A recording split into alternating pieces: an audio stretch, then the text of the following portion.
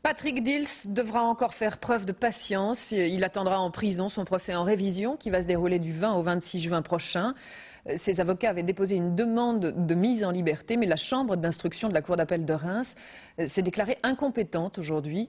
Accusé d'un double meurtre d'enfant, il a déjà purgé 14 ans de prison et il ne cesse de clamer son innocence. À Reims, Clément Veyrenal et Salah Agrabi.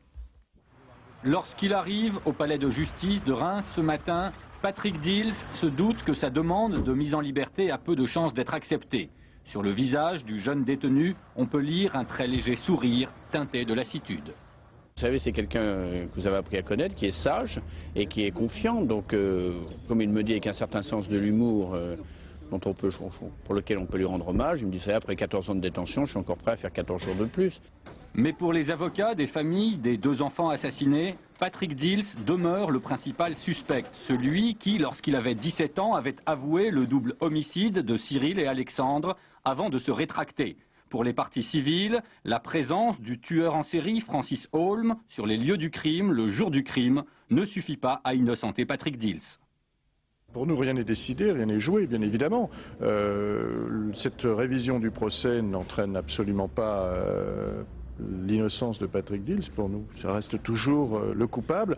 Et vous savez que Holm est cité comme témoin, donc simplement comme témoin. Cet après-midi, la cour d'appel de Reims a finalement rejeté la demande de mise en liberté en se déclarant incompétente.